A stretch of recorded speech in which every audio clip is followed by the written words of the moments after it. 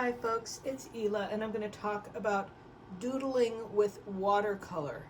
And these are also exercises that will build hand-eye coordination, brush control, and it's fun. You're going to get all the benefits that you get from doodling. We're developing the creative part of our brains that we stopped developing when we were kids, when everyone told you to stop drawing or you just got too nervous about drawing. We're basically drawing with a brush. We're just playing around and seeing what a brush can do. And this is a lot of fun. And this is something that you can do when you are at home and you're watching, videos, or maybe doing it instead of watching videos, or, taking a break, or maybe you're on a Zoom meeting, but they can't see you. And sometimes I find that it's easier to listen to people if I have something going on with my hands. So try this out, see what you think. So I have inexpensive paper. It doesn't have to be watercolor paper. These exercises don't require that you do any wet and to wet or glazing work. You could use copier paper. You could use anything for this, although thinner paper will tend to warp more.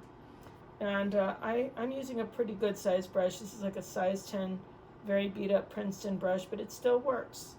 And so we're just going to start off by doing some vertical lines. So how does that feel? And I'm going to pull using my shoulder. And I'm touching my fingers to the paper to help guide my hand along. And I'm just going to use one color. You don't need a lot of colors of paint. You don't need expensive paper. All you need is a decent brush. Doesn't even have to be expensive. And you just do some vertical lines and you go, how close together can I make them? How dark is my paint? I can kind of see each stroke gets a little bit lighter as I use up the paint on the brush. What happens if I press down really hard as I do a stroke?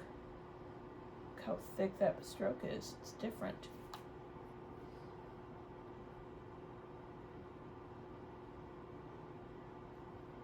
And there's a meditative experience that kind of kicks in when you do this for a while. Just relax, don't be too judgy. You're seeing what it feels like. A lot of doodling is letting go of there being a goal. I think a lot of people who don't draw or paint are thinking about the finished product, and they're kind of in a race to finish the picture and have it look as perfect as possible. Whereas once you really start making art, it's more about process. It's more about the experience of doing it. And if you can let yourself relax and get more familiar and comfortable and enjoy the experience of actually doing it, that's going to show up in your work. And your work's going to look better. You're going to have more fun doing it. And it's going to look better. And it is a lot like meditation.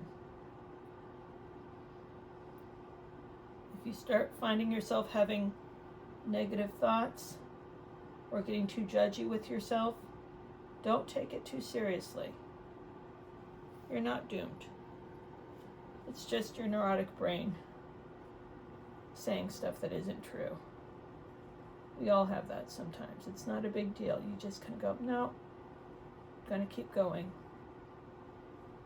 So making kind of a snaky shape. Sort of like a big letter S.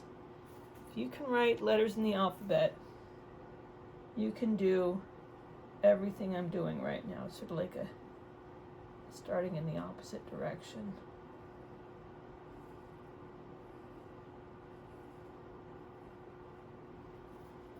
It's kind of fun. Okay, next one's a little bit trickier. I'm going to alternate between pressing down and lifting up my brush while I'm pulling my hand towards me. So I start really light and I'm pulling towards me, and then I'm pressing the brush down, still pulling towards me, then lifting it up, pulling towards me, down, up, down, and up.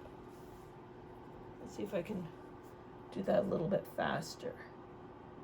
Down, up, down, up, down, up, down, up. So that's kind of cool looking. It's like a strand of beads.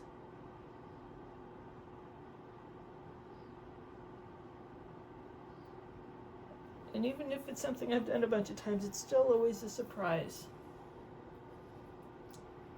Now I'm going to kind of go back to these parallel lines, but I'm going to do them in different directions. Still resting my hand on this pinky to kind of guide it along.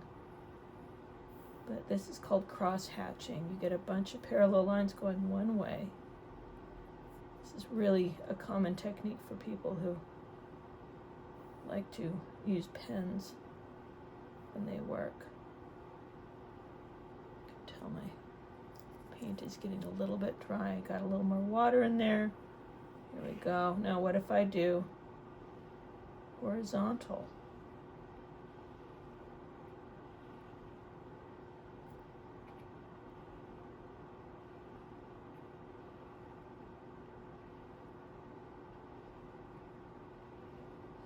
What if I do diagonal?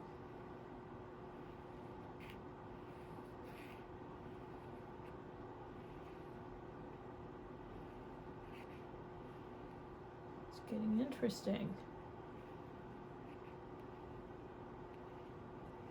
Artists who don't use shades of gray and rely just on black and white rely on this technique. Used a lot in really old etchings. So it's kind of cool. Once again, something you can practice and eventually get more comfortable with. I'm starting from the left and working right because I'm right-handed. If I was left-handed, I would probably start this way and go that way.